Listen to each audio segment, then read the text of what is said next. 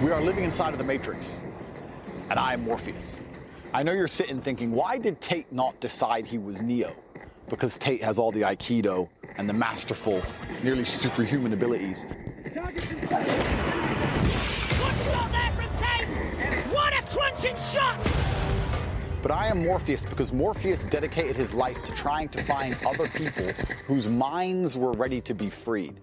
He said it himself, not all minds can be unplugged.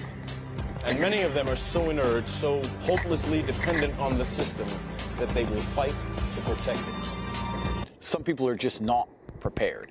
And when I say we're living inside the Matrix, I'm not stating that with irony or as a joke, or I don't want you to use it as an example of how the world could be. We are genuinely, actually living inside of the Matrix. The Matrix is real. This is the world that we know. The world as it was at the end of the 20th century.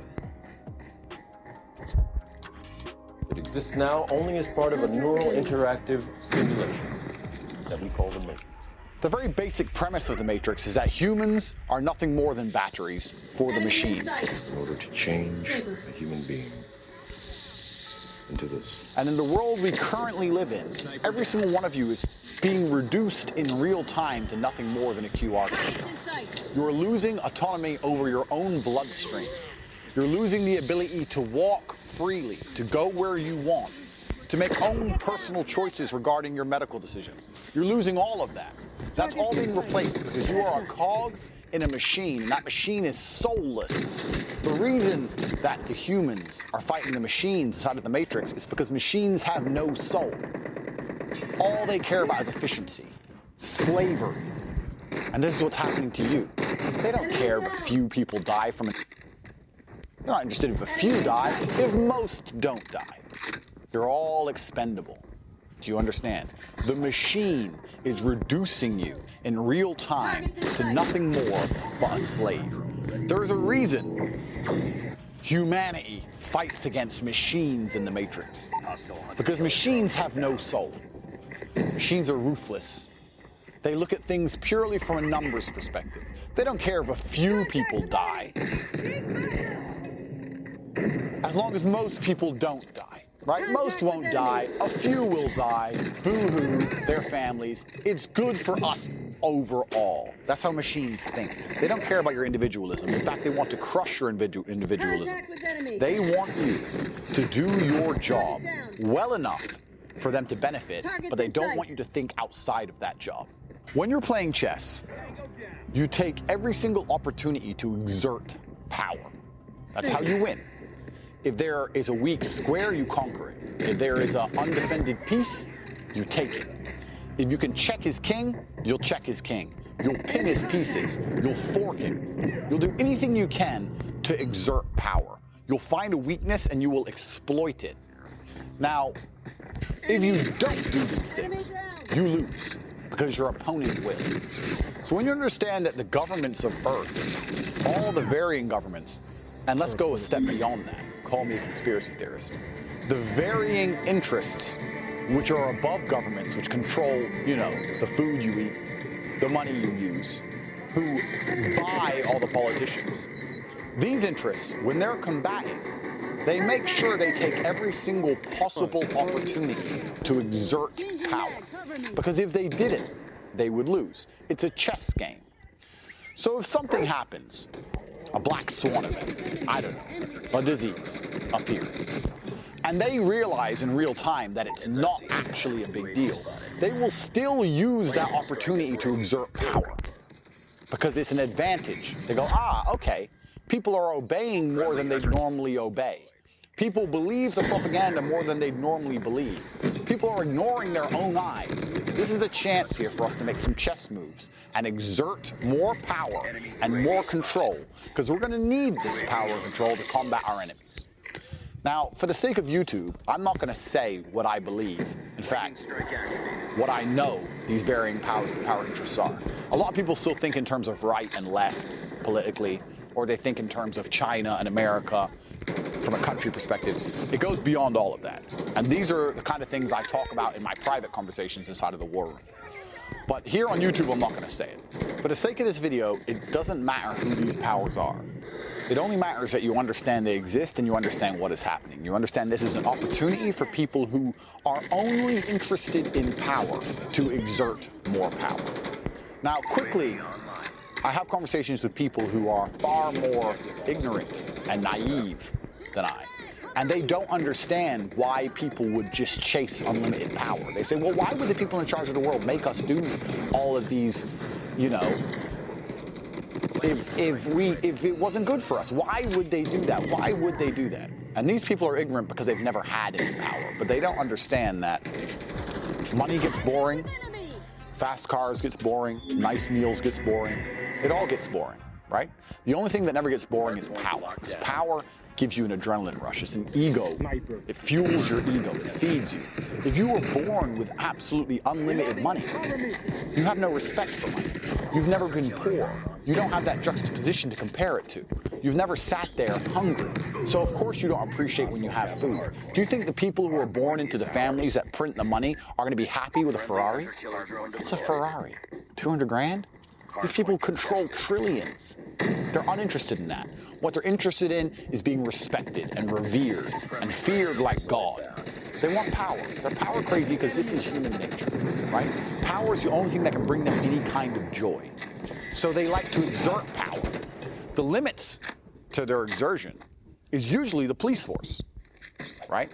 The police of Earth, which are actually the biggest cowards in this entire scam, are the limit as to what the elites can exert on the common man.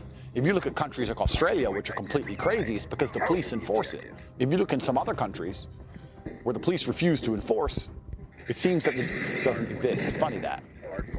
Or certainly the lockdowns don't exist. I was talking to a girl from Kyrgyzstan the other day, and she said that when they tried lockdowns in her country, they believed it was all corrupt. And after 3 days, everyone rioted, and the police changed sides, and they've never heard of the disease since. Once again, funny that, isn't it? The future is very dystopian on a tangent, because in the future, the entire police force will be AI. It'll all be roboticized, and robots have no soul. And then you're really in trouble. This is what I'm talking about, chess pieces and how they exert their power. Because as they reduce you to a QR code, as they reduce you to nothing more than a medical status as to whether you comply, because that's what they really want. I'm not going to sit here and say that anything's dangerous. What I'm going to say is they want to know who blindly complies and who thinks for themselves. And the people who think for themselves must be punished. How do you punish them? Well, you delete them from the internet. You remove their YouTube, destroy their Twitter, remove their Facebook, prevent them from using their bank, prevent them from going outside, prevent them from going to restaurants. This is what they're going to do to every single person. They no longer, soon in the future, they're not going to need a physical human police force, because humans are human. As stupid as police can be, you can stand in front of one and say, my friend, you and I are the same. Why are you punishing me? And maybe you'll get through. But you can't do that with the camera that scans your QR code. Do you understand? They don't care. It's just a yes or a no. That's a 3 for? So, any one of you out there that has any kind of warrior spirit inside of you should be very much like me, struggling to sleep at night. I'm actually genuinely losing sleep over this stuff, because the world is falling apart in real time. And for my short human existence, every single time something went wrong in my life, I knew the answer. But the answer to this one's pretty difficult, because most people are still asleep.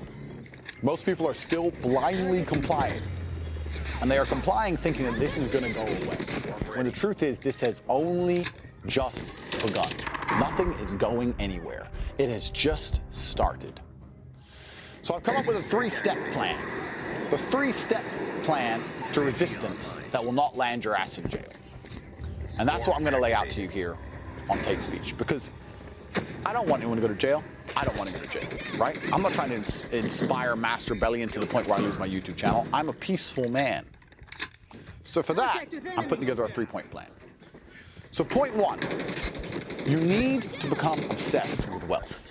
I can't explain how many times during this episode of human history I have managed to skirt the rules purely because I have huge sums of money. It doesn't matter if I take a private plane when there's no flights. It doesn't matter if I contact my friend who has a business to get me the correct visa to get into a country I'm banned from. It doesn't matter, right? I can give you 100 examples, many of which I won't say on YouTube. The point is, when you have a lot of money, you then get a lot of influence over others. And with influence over others, you can begin to skirt some of the rules. Now, this is important for more than just you breaking the rules. This is important because if you skirt the rules with the help of somebody else, then that also wakes them up to the fact that these rules are garbage. It is your job overall to try and awaken people and try to make them use their own eyes and their own brain and to stop believing whatever they're told by the machines, by the elitists. So if you go up to somebody and say, listen, this is all garbage, here's some money, let me through, and they do it, they might actually think, you know what, this is all garbage. That's why it's important. So the first thing is you need to become obsessed with wealth creation. I want everyone here to understand something. I'm not a philanthropist. I don't really care about making you people rich, and I certainly don't need your money. So if you think that I run Hustlers University or the War Room or these networks for money, you're absolutely mistaken. I have enough money to live for the rest of my life. The reason these networks exist is because if I help enough people make money, and those people trust me enough, and they can see that what I say about wealth creation is true, then they might start understanding that what I say about the world is true, and I'm gaining powerful allies. If you agree with everything I'm saying about the current state of the world, then I want you to be rich, because you're gonna help me. This is why Hustlers University exists. This is why the War Room exists. This is my rebellion against the machine. Do you understand? We're living in a period of history where the matrix is broken. And because it's broken, it's actually very easy to generate wealth if you understand how to do it. And I will teach you the ways I am generating wealth because I think you people can help me. Stage one is you need to get rich. This is the first thing. Stage two, you need a network. If I gave you $20 million, but you're a little dork in his mom's bedroom, you can't do much with it. That's gonna damage